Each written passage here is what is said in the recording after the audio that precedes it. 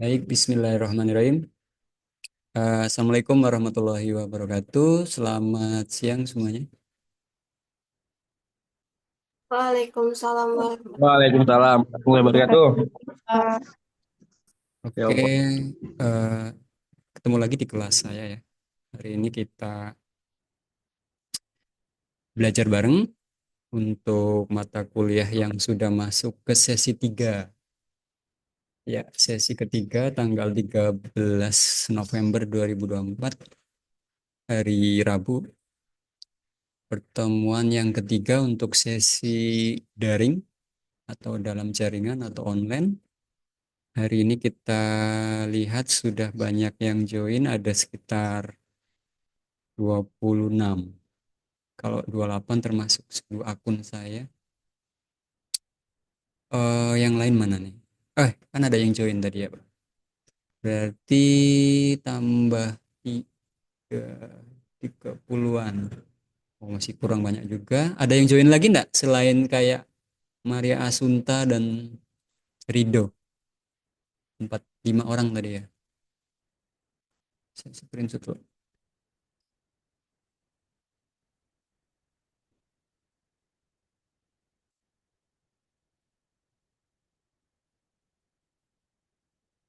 Ini ada yang di kampus, ada yang di rumah masing-masing ya, berarti ya? Iya, Pak. Iya, Coba. Pak. Coba mahal. Yang mahal. Sip, apakah sudah terlihat? Harusnya sudah. Kita coba tapis materi atau kita runut materi yang sudah sempat kita explore, kita pelajari sebelumnya. Kita masih lanjut terkait dengan infeksi dan penyakit infeksi dan parasit tertentu ya. Certain infectious and parasitic disease. Jadi kalau ngomongin klasifikasi infeksi ini kompleks banget, terutama dalam hal klasifikasinya. Nah, yang jadi perlu perhatian dan catatan, teman-teman boleh dicatat, terutama kalau menemukan catatan-catatan yang, nah ini contohnya di awal, use additional code. Ada yang ingat ini kegunaannya untuk apa? Kemarin review sedikit. Kapan kita menggunakan use additional code? Kapan? Ketika menemukan diagnosis yang bagaimana? Ada yang bisa jelasin?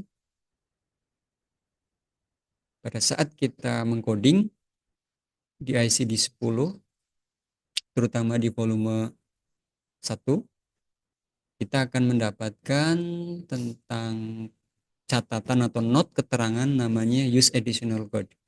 Kapan kita menggunakan additional code?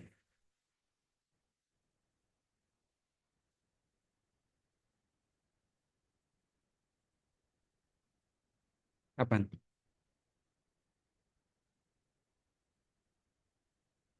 Ada yang tahu nggak? Karena ini nanti banyak ketemu. Ya, jawabnya kapan? Pada saat? Pada saat apa? Pada saat apa? Ketemu apa?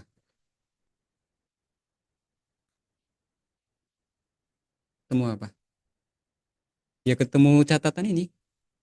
Terutama di bagian dari halaman awal blog untuk kasus tertentu.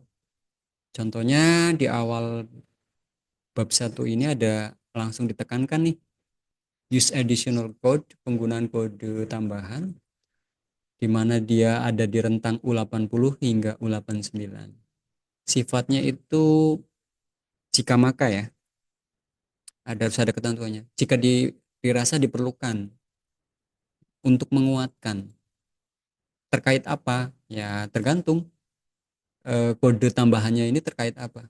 Dalam kasus yang inf- penyakit penyakit infeksi dan parasit ini, ketika untuk mengidentifikasi antibiotik ya, antibiotik artinya kan terapi penggunaan zat-zat kimia atau farmasi atau obat ya dalam hal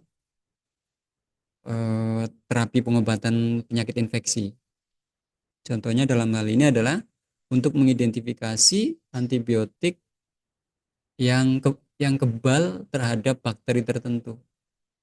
Nanti tergantung informasi di rekam medisnya ini, jika menemukan penyakit infeksi oleh bakteri, lalu bakterinya ternyata kebal terhadap antibiotik tertentu, maka kodenya harus dicari. Oke, ini catatan pertama. Terus catatan di blok selanjutnya kita lihat di blok A00 hingga A09. Apakah ada? Kita coba telusur. Nah, ini boleh nih. Ini dalam blok infeksi salmonella. Salmonella ini bakteri atau hewan bersel tunggal? Bakteri. Bakteri, Pak. Oke, Bakteri, Pak. bakteri ya. Dalam hal ini adalah jenis bakteri salmonella lainnya. Nah, di sini ada catatan menarik nih dalam blok A02. Karena nanti kan di subnya banyak. Titik 0, titik 1, titik 2, dan seterusnya. Yang perlu diperhatikan adalah ini. Infeksi atau apa nih? Keracunan akibat makanan ya. Foodborne intoxication. Karena adanya bakteri Salmonella species lainnya. Seperti Salmonella typhi, Salmonella paratyphi. Jadi di blok A02 ini meliputi infeksi atau keracunan oleh bahan makanan dikarenakan bakteri Salmonella tertentu atau lainnya ya, seperti Salmonella typhi dan paratyphi. Jadi nanti jika ada kasus, misalkan hasil pemeriksaan labnya ada informasi terkait bakteri ini, lalu gejala pasiennya menunjukkan karena keracunan, intoxication ini keracunan ya, boleh apa boleh teman-teman catat intoxication, keracunan makanan, misalkan lagi acara baksos atau acara kegiatan sosial lainnya, atau teman-teman kadang ada kegiatan event tertentu, pasiennya banyak, pesertanya banyak yang tumbang, kejadian luar biasa KLB, keracunan massal, gitu kan. Setelah diteliti, diobservasi, ternyata disebabkan karena melalui makanan, foodborne, penyakit yang apa ini ya, ditularkan ya, disebabkan melalui makanan. Setelah diteliti, diobservasi di lab, ternyata karena bakteri Salmonella. Nah, nanti tergantung nih kasus spesifiknya bagaimana. Apakah dia menyerang ke usus atau nama lainnya salmonellosis, atau dalam jumlah banyak di tubuh si pasien ini mengalami kondisi kegawatan, ditemukan banyak bakteri salmonella, atau dalam kondisi kronisnya disebut sepsis ya. Atau di area-area tertentu, localized infection, contohnya di sendi. Nah, ini penggunaan coding dual code ya, Dagger dan Asteris. Di saraf, di lapisan otak, radang lapisan otak nih, meninges atau meningitis radang otak. Terus osteomyelitis berarti di tulang dan otot ya. Ini ada kaitannya dengan kode M. Di paru-paru kode J, dan di ginjal berarti ada tambahan kode N. Terus yang lainnya coba kita, kalau ini berdasarkan kelompok sigilosis ya. Nah, pertanyaannya, sigilosis ini bakteri atau mikroba atau hewan bersel tunggal? Ada yang sudah searching? Nah, ini visualisasi dari sigilosis. Tapi kalau secara blok sebetulnya ini kebanyakan bakteri ini. Nah, jadi dia adalah bakteri penyebab infeksi, atau sigilosis is bacterial infection yang umumnya ditemukan pada kasus intestin ya. Intestin berarti pada usus. Contohnya pada kasus diare, demam, dan Abdominal apa? Sakit perut ya. Kalau torak, torak apa? Nggak ada apa. Ya harus hafal ya, Allen dan teman-teman. Nah nanti bakteri sigiolosisnya ada beberapa kelompok nih. Grup A, grup B. Ini nanti klasifikasinya tergantung hasil pemeriksaan di lab. Untuk pemeriksaan eh, pada saat ketemu catatan tadi ya.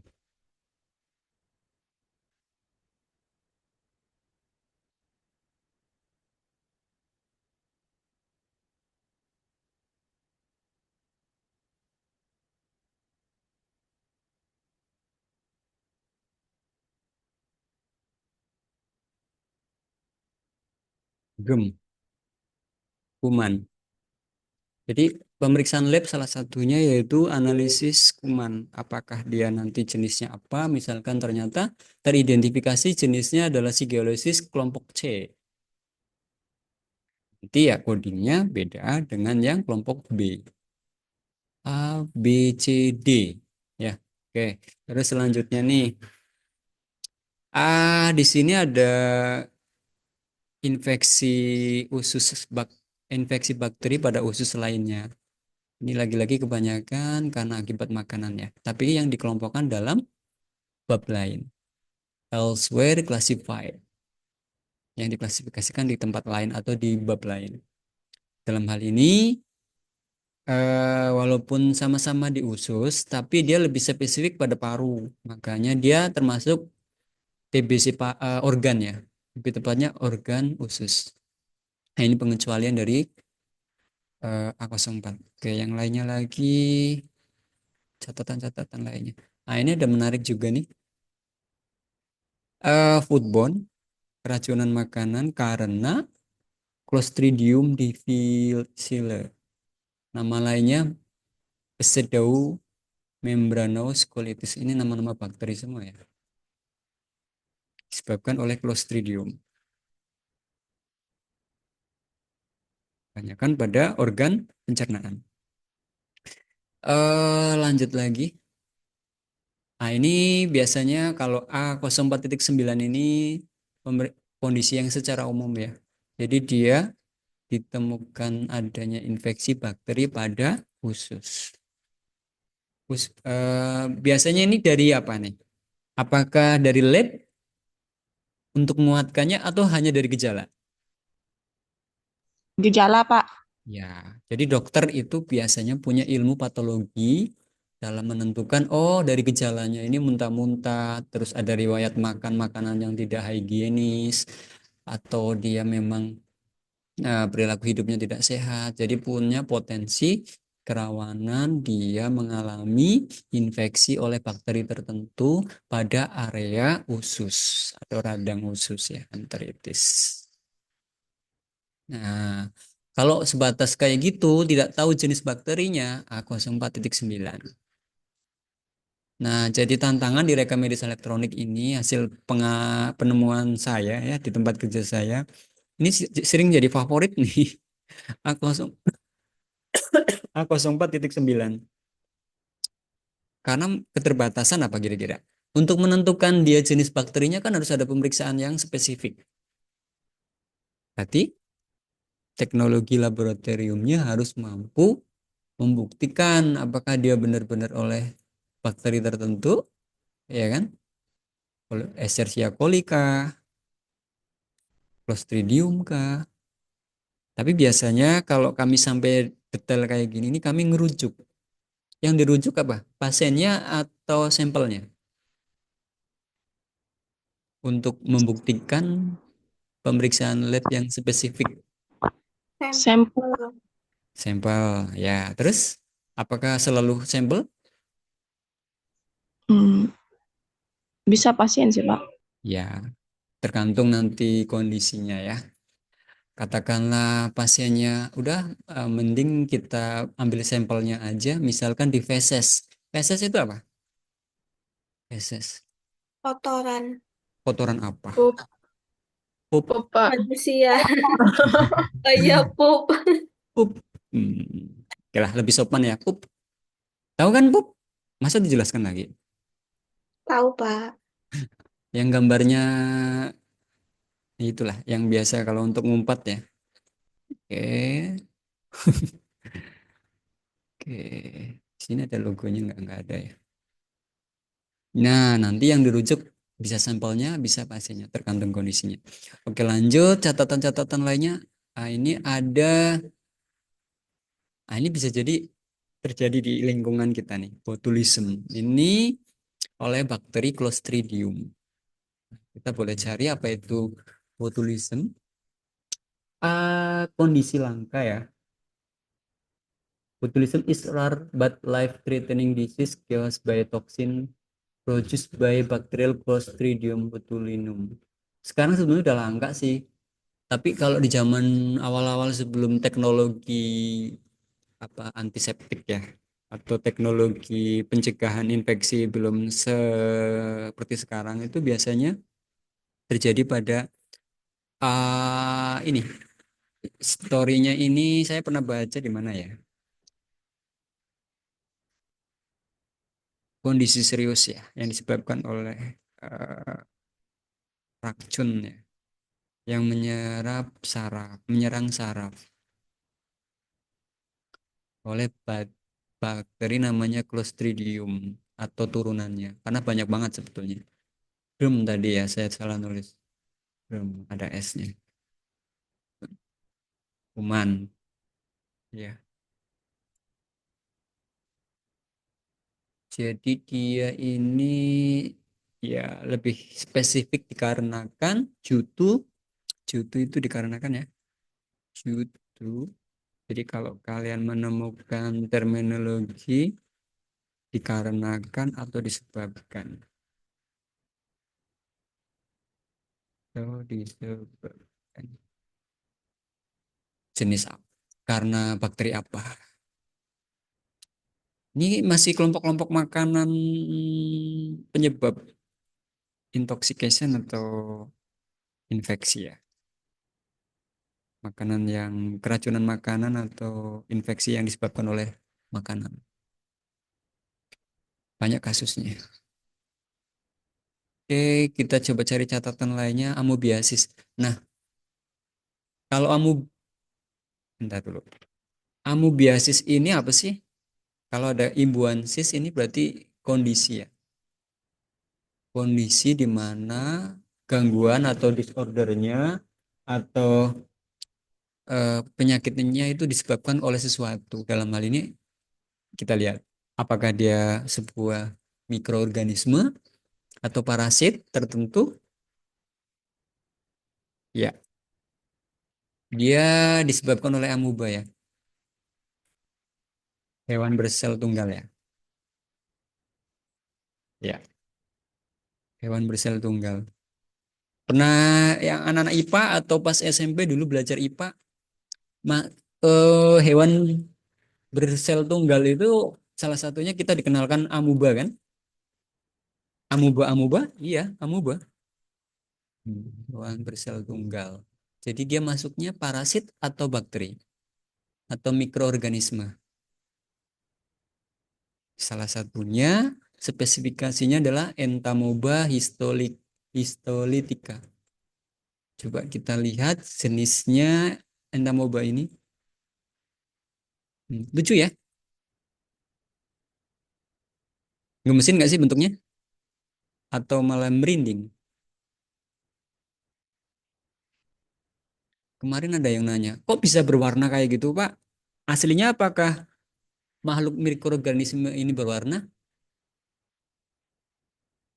Berwarna enggak? Ada yang pernah melihat lab langsung atau nonton di Tahu sumber? kalau makhluk, Pak, kalau tumbuhan biasanya berwarna ya. Ya, tumbuhan makhluk bersel satu ya, tertentu ada yang berwarna. Tapi kalau di lab biasanya ditambah semacam zat tertentu untuk membantu analis atau orang lab itu lebih detail. Biasanya dikasih kayak semacam pewarnaan gitu. Pewarnaan apa namanya?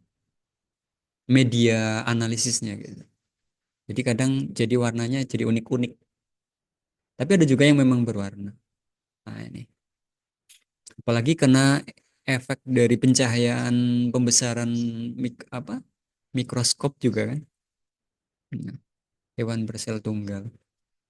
Kalau kita ingat pelajaran biologi di sini ada nukleus, ada endosom, ada. Nah, ini contoh Entamoeba histolytica yang menyebabkan kasus amoebiasis A06. Di sini banyak ya. Jadi disentri. Pernah dengar penyakit disentri? Mencret ya. Hmm. Ternyata kondisi ini disebabkan salah satunya oleh hewan bersel tunggal atau mikroorganisme yang disebut amoeba. Salah satunya infection due to Entamoeba histolytica. Nah, ini nanti bisa kronik kondisinya, bisa akut. Apa bedanya akut sama kronik?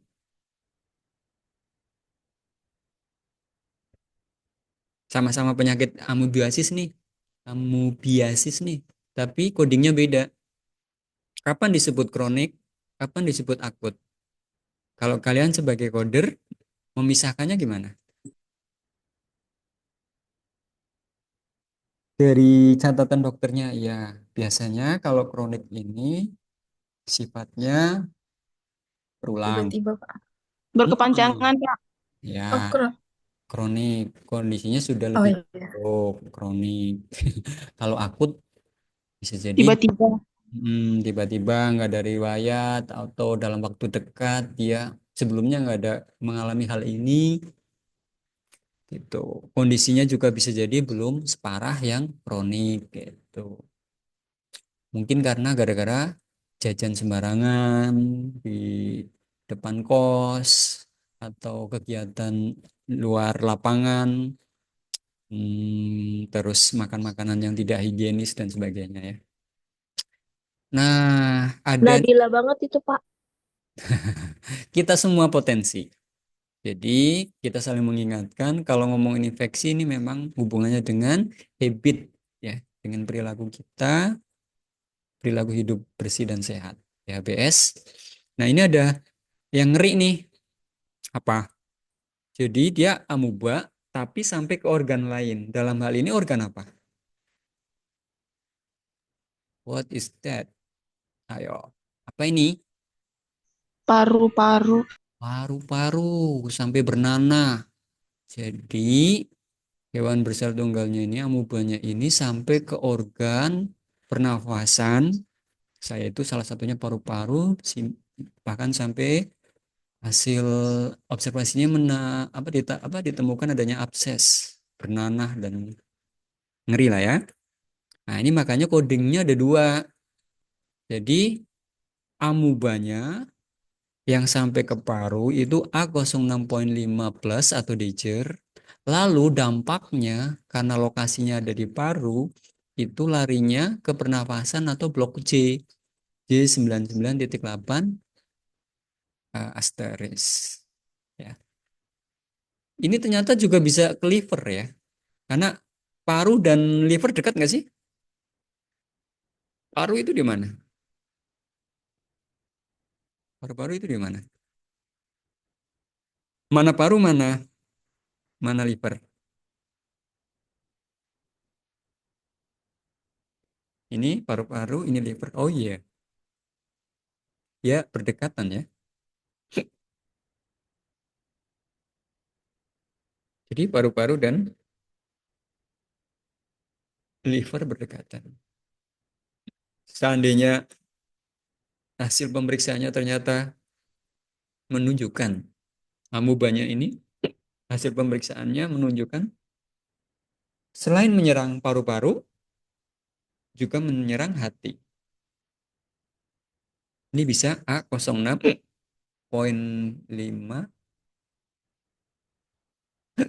plus J99.8. Sorry ya, belakangan sebulan ini saya kondisinya kurang fit, sering cekukan, nggak tentu rudu kayak gini. Sangat distraction banget. Tiba-tiba mungkin saya ngambil minum dulu deh.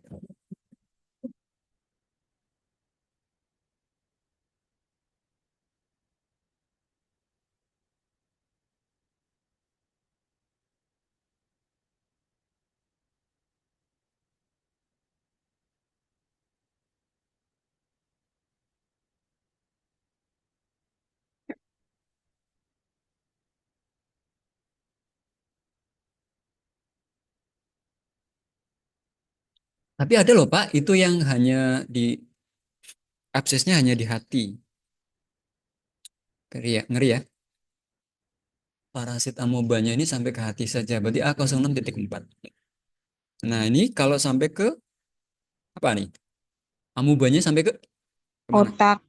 Otak. Nah, ini codingnya double juga. Oke, nah, kalau cutaneous, kulit ya, permukaan kulit atau lapisan kulit.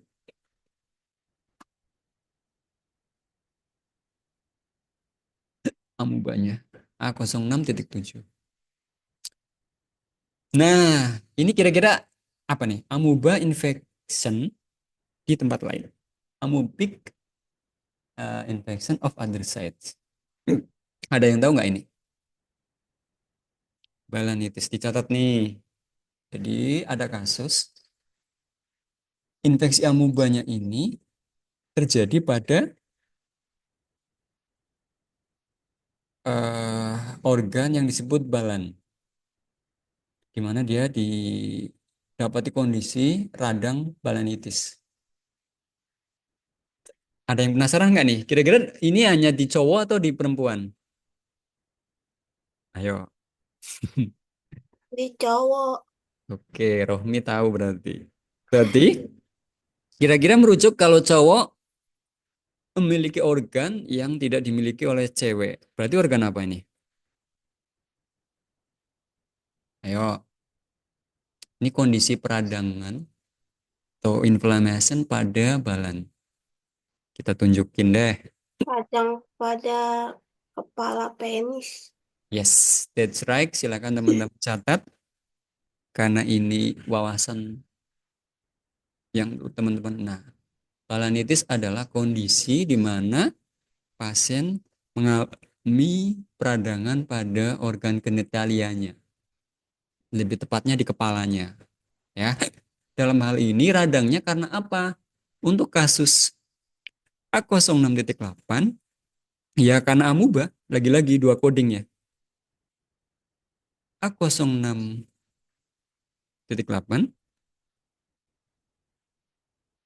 eh, lebih tepatnya pada organ kepala penis, organ genitalia.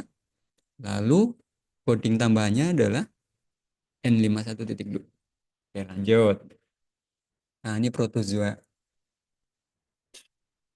Protozoa, kenapa kalau infeksi kebanyakan di pencernaan ya? Kira-kira ada yang bisa jawab nggak? Lagi-lagi di usus. Berarti usus kita ini eh apa ya? Sangat mudah terpapar atau memang diciptakan untuk ada keduanya, yaitu bakteri yang bisa menyebabkan penyakit atau bakteri eh, patogen ya, atau yang baik apatogen, patogenesis, sifat menyebabkan penyebab penyakit ya.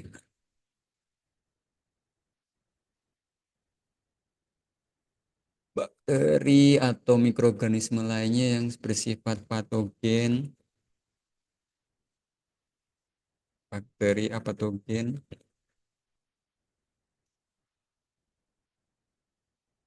pelajaran biologi kita zaman dulu.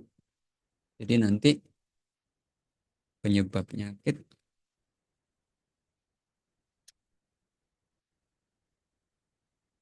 tidak jadi penyebab.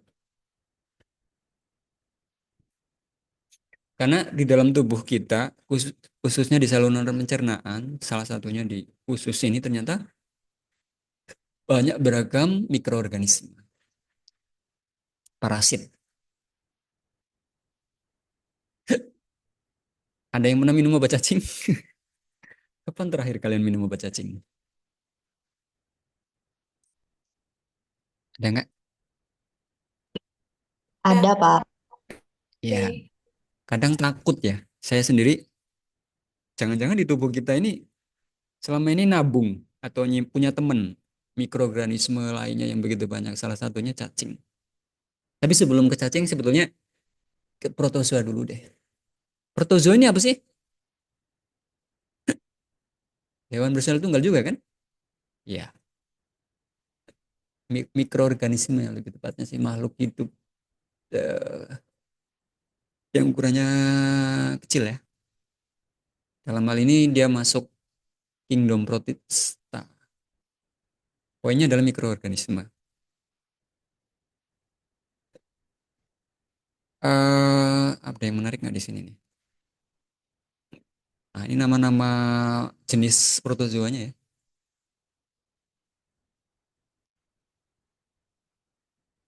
Diare, disentri, kebanyakan pencernaan ini, penyakit-penyakit pencernaan semuanya nih.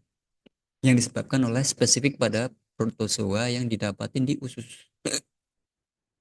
Oke, lanjut ke virus. Virus ini ada catatan menarik nggak? Influenza. Ada yang lagi flu? Nah, influenza ini bisa disembuhkan nggak? Oh iya, kalau orang yang terinfeksi virus bisa disembuhkan nggak sih? Virus bisa dimusnahkan nggak? Sepengetahuan kalian. Bisa, Pak. Bisa. Terus, ada yang pendapat lain nggak? Walaupun beberapa referensi mengatakan virus itu sebetulnya lebih tepatnya dilumpuhkan. Karena dia kan mikroorganisme yang unik ya. Walaupun tubuhnya dicincang, udah remuk, sudah lisis, sudah hancur, ternyata dia waktu-waktu punya karakteristik bisa bisa bangkit lagi gitu. Makanya kalau dalam kasus-kasus tertentu penyakit-penyakit yang disebabkan virus itu lebih tepatnya bisa dikendalikan gitu. Karena apa? Sistem pertahanan tubuh kita yang lebih baik. Sewaktu-waktu virus ini bisa recurrent lagi, recurrent, recurrent, kembali, kambuh lah ya bahasa gampang. Beberapa kasus penyakit virus itu biasanya, walaupun influenza itu kadang cuma cukup diterapi dengan perilaku hidup sehat bersih, sampai cukup istirahat, makanan yang bergizi, olahraga yang dicukupkan nanti bisa dilawan dengan sistem imun atau kekebalan tubuh kita. Contoh kasus kalau influenza, kalau pengen sembuh itu kadang cukup, cukup di bawah tidur kan kalau yang ringan. Kalau nggak mengganggu aktivitas mau nggak mau kita sebetulnya minum obat flu itu bukan untuk membunuh virusnya, tapi dia lebih untuk mengurangi gejalanya, efek dari virus tersebut. Contohnya apa? Kalau demam nanti diturunkan dengan paracetamol. Setelah turun, itu kan kondisi tubuh pulih tuh. Setelah pulih tentunya kekebalan tubuh diimbangin dengan asupan makanan yang pas gitu, sehingga kekebalan tubuh kita yang mampu mengendalikan virusnya itu sendiri. Gitu ya. Rotaviral enteritis ini ada di usus juga ya. Kita karena mau cari catatan-catatan menarik, berarti ini kelompok influenza larinya ke kode Z ya, kode J ya. Influenza yang mempengaruhi sistem gastrointestinal tract, saluran usus dan lambung. Oh iya ya, influenza itu tidak hanya di saluran pernafasan, dia juga sampai ke saluran gastrointestinal. Ternyata larinya kode J09, J10, J11. Ya walaupun umumnya influenza ini paling mudah nyerang di sistem apa, pernafasan ya. Karena memang pintu masuknya kan. Ya. Adenoviral ini kelenjar ya. Kelenjar terus. Ini untuk infeksi pada lambung dan kolon atau usus besar lainnya ya. Kita lihat.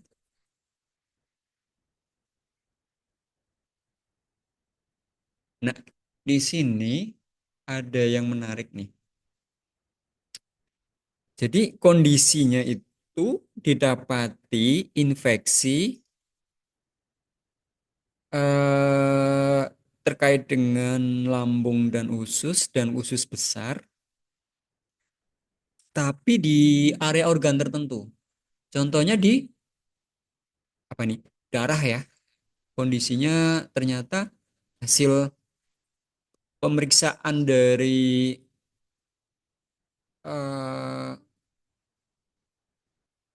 infeksinya itu banyak ditemukan disertai di aliran darahnya, ya, di bloodinya, akut watery di darah, terus ini berarti di sumber air ya, atau diare yang sifatnya merebak secara massal, epidemik. Ini hubungannya dengan ilmu kesehatan masyarakat nih. Ya, karena biasanya massal, diare massal. Pernah nggak di sekitar kalian dengar kasus diare massal gitu? Mencret bareng-bareng gitu. Gara-gara salah makan. Minimal di berita. Pernah dengar kan? Nah, kasus kasus diare ini biasanya nanti akan diperiksa. Apakah karena dia ditabatkan di darahnya atau karena disertai dengan pendarahan atau watery. Watery ini terkait dengan air ya, sumber air. Oke. Ini tuberkulosis kemarin udah banyak disinggung, jadi kita skip aja. Ini zoonotik sudah. Kalau ini kelompok bakteri lainnya, ntar di zoonotik ada catatan khusus enggak? Nggak ada. Lebih ke spesifik nama-nama bakterinya sih. Kita mau lari ke kode B di pertemuan tiga terakhir ini. Semoga selesai. Nanti di pertemuan berikutnya kita ke blok C. Bab 2. Nah, Hansen disease atau nama lainnya lepra. Ini termasuk infeksi yang disebabkan oleh apa nih? Apakah dia termasuk parasit?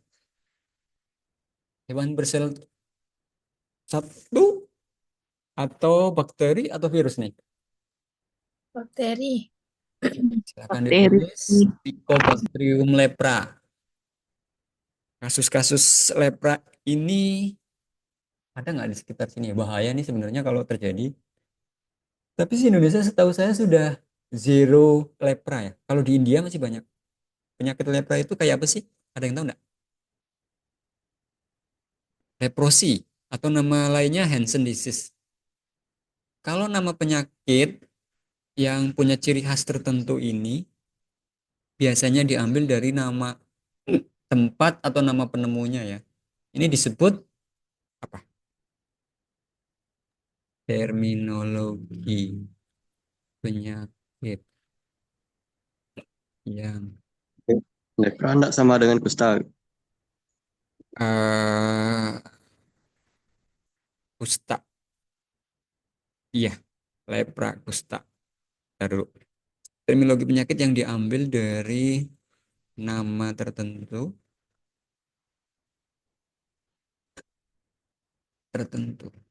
seperti penemunya.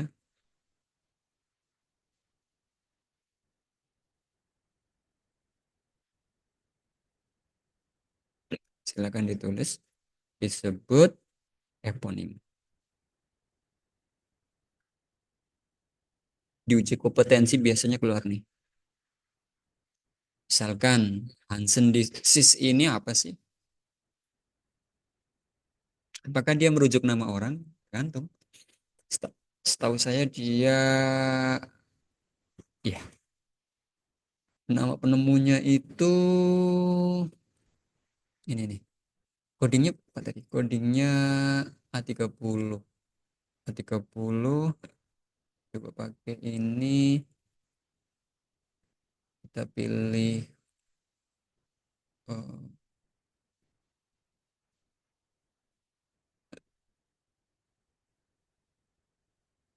Yang kemarin tuh saya dapetin di sini bagus. Saya A30.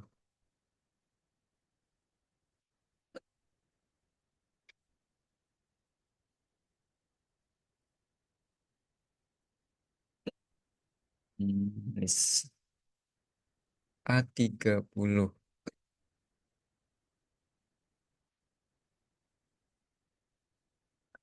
Ini kita lihat overview-nya.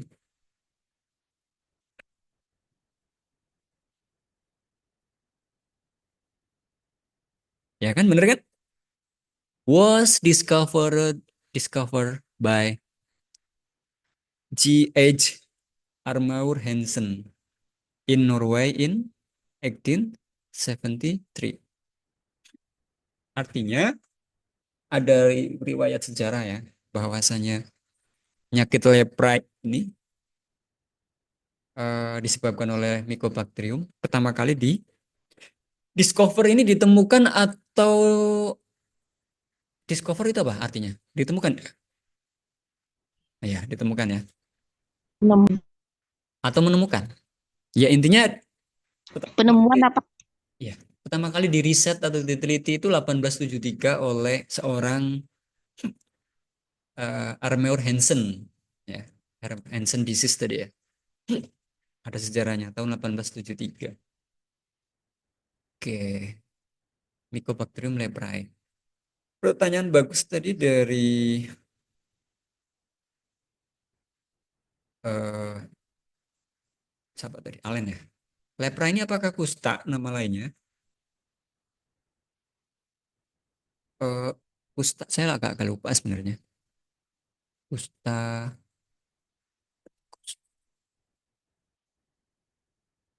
iya sama sih dia. Ya, penyebabnya yaitu sama, lepra.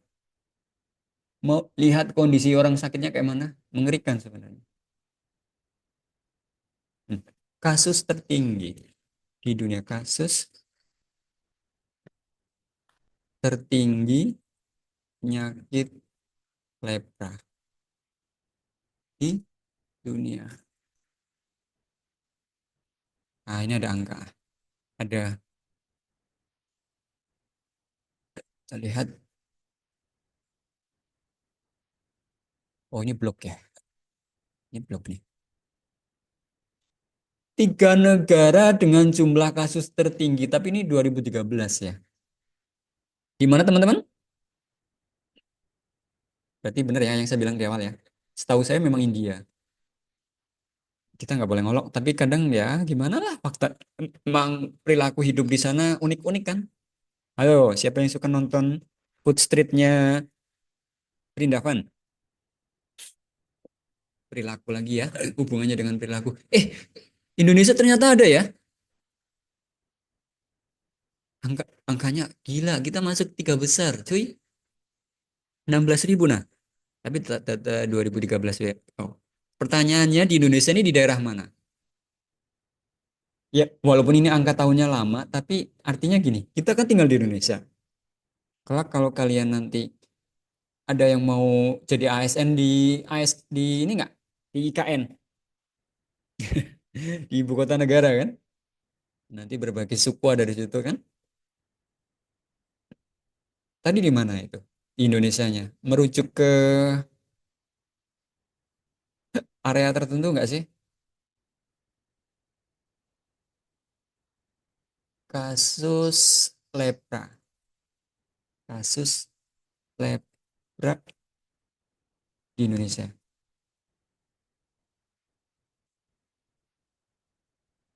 Teman-teman tanpa bermaksud gimana, kenapa Papua Barat ini cukup tinggi? Kira-kira kalian punya prediksi enggak? Indonesia Timur nih, masih zona merah. Kira-kira kenapa? Apa ada kesenjangan dalam hal pelayanan kesehatan? Bisa jadi. Atau ada hubungannya dengan habit? Atau hubungannya dengan variabel faktor? Mohon maaf, kan kadang genetika ya. Orang-orang tertentu yang mudah terpapar. Tapi Jawa Timur juga ada tuh kasusnya merah. Kalau kalbar alhamdulillah sudah tereliminasi ya. Bisa jadi nanti kalau kita ngoding nggak ada. Tapi kalau muncul jarang banget ya.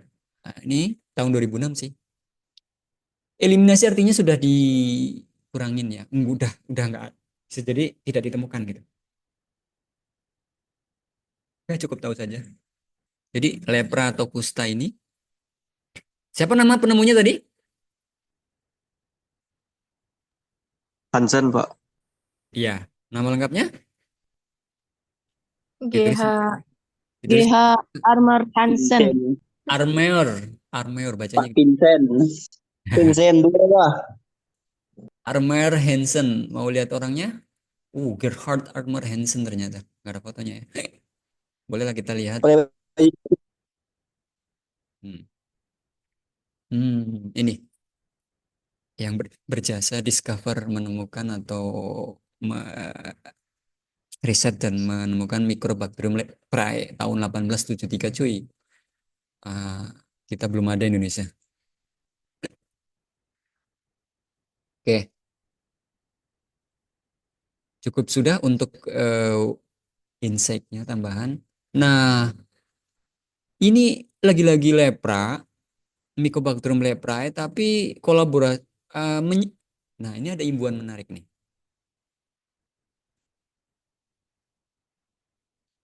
Kita coba breakdown dari terminologi. Kira-kira kenapa nih? Ada kata-kata oid. Oid ini menyerupai.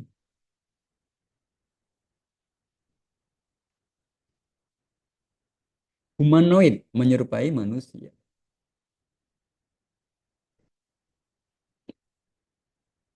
Humanoid. Human manusia. Noid menyerupai. menyerupai manusia, Pak. Nah, kalau kita mendapati terminologi tuberkuloid leprosi. Jadi ini penyakit lepra, tapi yang mirip kasus tuberkulosis. Ya, sama-sama bakteri sih. Mycobacterium juga kan? Kalau tuberkulosis. Nah, karakteristiknya. Lebih tepatnya TT leprosi nama lainnya. TT ini singkatan apa ya? Kadang oh eh, bisa dirunut sih. Ini tuberkuloid TT ini singkatan apa sih? Double T.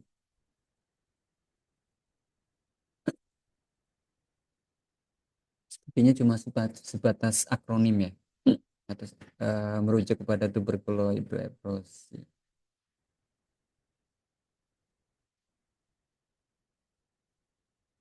Oke. Nama lainnya dari tuberkuloid leprosi adalah double T leprosi. Nah, ini eh, ada penekanan kata borderline ini biasanya bentuk dari lepra ini terjadinya di mana sih umumnya? Kalau yang kasat mata dia di kulit ya tadi. Ya, kulit atau di permukaan tubuh. Ya, yang kemudian nanti di anggota gerak tubuhnya seperti tangan. Nah, ini. Kalian lihat kayak gini ikut gatal nggak? Ini gejalanya. Penyakit kusta atau leprae. Kalian dan teman-teman ingat ya, nama lain dari leprae sama dengan kusta. Bisa jadi di Indonesia pakai kata kusta. Oke? Oke, Pak. Silakan ditulis. Uh, sebagai clue-cluenya, jadi kalau nanti kalian mendapati kasus yang kait hal ini, kalian bisa segera rujuk referensi. Oke. Borderline ini bentuknya ya dari kita bentar dulu. Ini salah. Kayak karena di permukaan kulit ya, ya.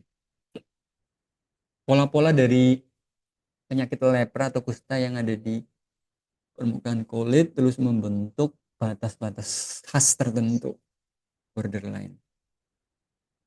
gatel kalau kalian yang fobia dengan visual tertentu ya. Kalian ada yang fobia dengan benda-benda yang menakutkan enggak? Horrifying, horrible, apa hori bahasa Inggrisnya apa sih? Horrifying, horrible ya. Fobia-fobia. Nah, ini banyak ya eh, klasifikasinya. Ada yang LL. Oh, LL ini merujuk pada kata Pramoto, leprosi, borderline BL, BB. Jujur di tempat saya belum pernah coding ini. Karena memang Kalbar tadi secara hasil penelitian sudah eliminate ya. Kecuali Indonesia bagian timur ternyata masih ada. Ini infeksi karena mikobakteria lainnya ya. Ini kayaknya kita skip aja ya. Nggak ada catatan yang terlalu spesifik. Kita pengennya lari ke basic. Ini ada catatan menarik karena teman-teman boleh ditulis. Tetanus neonatorum. Apa A33 nih? Ada dua terminologi. Nanti ada dua nih. Yang obstetrik juga. Ini banyak kasus di tempat saya. Pasien dirujuk dari Kesmas oleh bidan tertentu atau habis dilayani oleh bidan tertentu. Kira-kira ini terjadi pada siapa? Karena ada dua suku kata nih. Perempuan. Pada apa? Pada siapa? Perempuan. Perempuan. Pada Hmm. ibu itu Pada- habis melahirkan atau ibu hamil. Oke. Apa bedanya dengan ini? Nggak apa-apa, kita tebak aja dulu. Minimal teman-teman bisa akan merujuk pada ke siapa. Apakah ini ibu atau anak? Atau ini ibu atau anak? Yo, ini sama-sama tetanus. Nanti kita cari tahu apa itu tetanus. Yang atas anak, Oke, yang bawah? ibu. Ya. Kata kuncinya di mana? Neonatorum. Itu Neo. bayi baru lahir. Neonatal. Atau nama lainnya infan. Bukan, infan itu janin ya di dalam perut. Kalau ini berarti udah lahir. Neonatus. Ya bayi baru lahir. Bayi baru lahir BBL. Bayi baru lahir rendah BBLR. BBL, bayi baru lahir. Kalau ini obstetrical, ya pada ibunya, ibu yang melahirkan, ibu melahirkan. Ibu melahirkan. Terkait ibu melahirkan, konteksnya ya. Nah, kita cari tahu apa itu tetanus. Di sini tidak ada kondisi penyebabnya oleh apa ya? Apakah oleh bakteri tertentu? Ternyata enggak. Tapi mungkin kita perlu cari tahu apa itu tetanus. Kita lihat di referensi yang cukup bagus. Di sini A33. Tetanus ini merujuk pengertian apa sih? Kita coba cari tahu. Overview. Oke, di sini ditekankan bahwasanya tetanus adalah kondisi medis yang ciri khasnya adalah apa nih? Kontraksi. Kontraksi apa sih? Kejang ya. Pada otot dan tulang. Dan fiber jaringan otot dan tulang ya. Yang berkepanjangan. Lebih tepatnya kejang-kejang lah ya. Pada kasus apa? Ya dalam hal ini tadi coding tadi pada bayi. Bayi lahir mengalami kondisi medis dengan karakteristiknya yaitu prolonged. Prolonged itu terus menerus ya. Misalkan habis lahir terus mengalami kontraksi kejang-kejang gitu pada otot dan tulangnya. mungkin kita perlu lihat deh videonya. Saya pernah lihat, semoga ketemu. Thanos neonatorum, ada pilih video. Ini bayi. Tapi ditutup ya mukanya karena untuk menjaga privasi. Dia arahnya ke IG ya. Adakah yang bisa melihat situasinya? Di mana dedeknya mengalami apa? Construction tadi ya. Nah, gejala tetanus neonarum biasanya, kita ulangi lagi deh. Ini adalah bayi dengan diagnosis tetanus.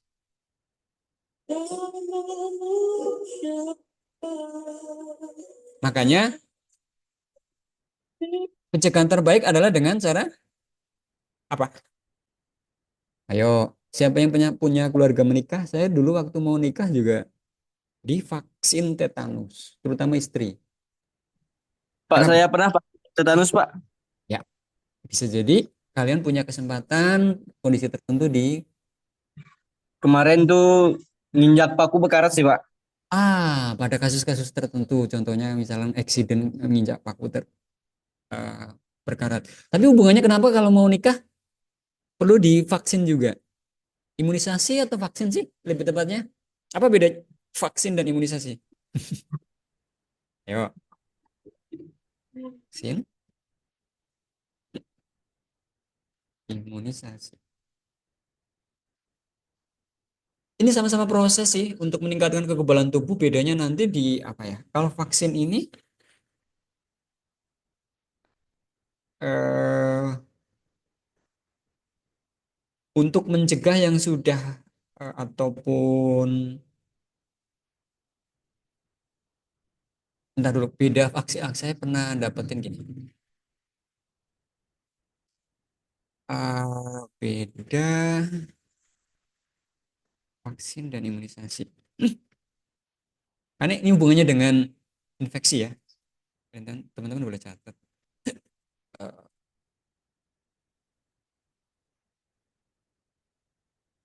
kita coba lihat. Karena nanti codingnya ada sebenarnya. Nah ini bolehlah. Kita visit. Sama terkait dengan peningkatan kekebalan tubuh. Tapi pembedanya di mana gitu kan?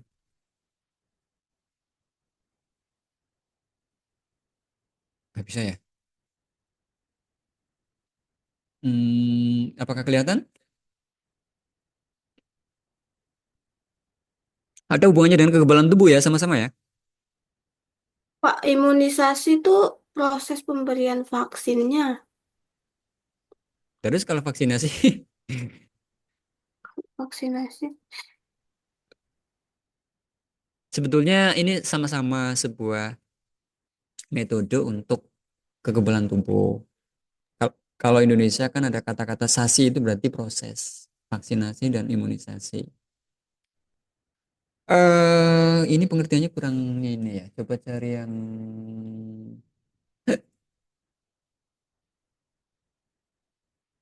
ini pengetahuan tambahan aja sih. Nah, ini juga bisa kalian. Ini dari Kemenkes ini.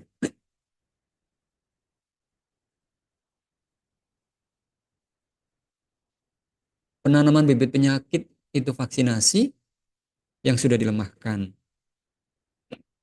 ke dalam tubuh manusia atau binatang dengan cara menggoreskan atau menusukkan jarum.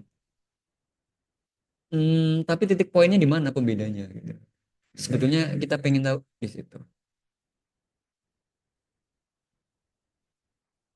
Tapi semuanya hubungannya dengan kekebalan tubuh. Nah, ini mungkin bisa. Vaksin. Produk biologi yang berisi antigen yang bila diberikan kepada seseorang akan menimbulkan kekebalan spesifik secara aktif terhadap penyakit tertentu. Itu vaksin. Dalam prosesnya disebut vaksinasi, yaitu proses atau tindakan memasukkan vaksin ke dalam tubuh, contohnya vaksin COVID kemarin kan, dengan cara disuntik. Ya, namun ada yang melalui mulut juga atau oral untuk menghasilkan kekebalan terhadap penyakit tertentu. Sedangkan imunisasi proses di dalam tubuh di mana seseorang menjadi kebal atau terlindungi dari penyakit tertentu biasanya dengan pemberian vaksin. Oke, berarti ada hubungannya vaksin juga ya. Jadi vaksin itu adalah produk biologinya, terus proses di mana dia mengalami kekebalan tubuh itu disebut imunisasi. Oh, proses lanjutan ya.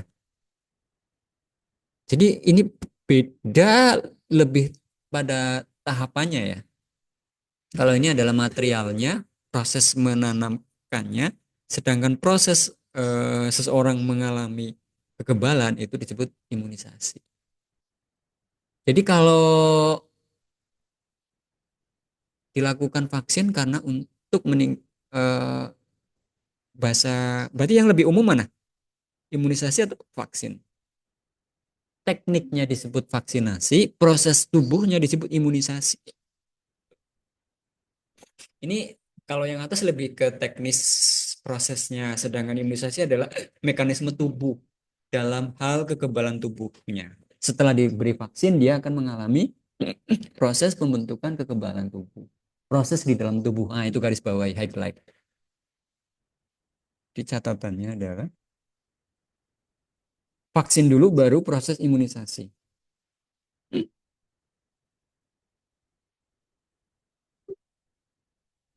Tekniknya kalau saya catat gitu. Proses di dalam tubuhnya. Proses di dalam tubuh.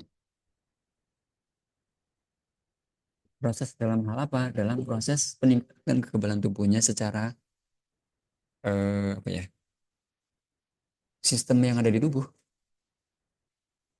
Oke. Jadi tetanus itu adalah kondisi medis ya yang memiliki karakteristik di mana si pengidapnya itu mengalami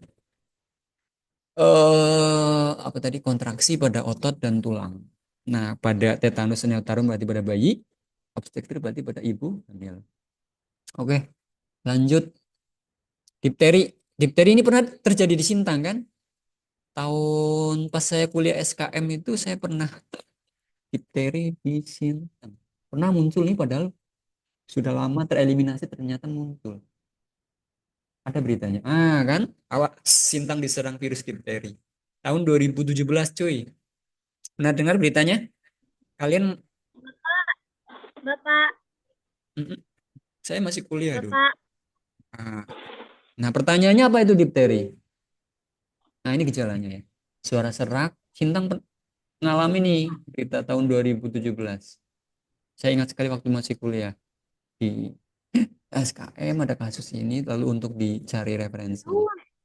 ini nggak kedengeran lah. Suara kerak, serak, tenggorokan. Bapak, saya izin Pak, kami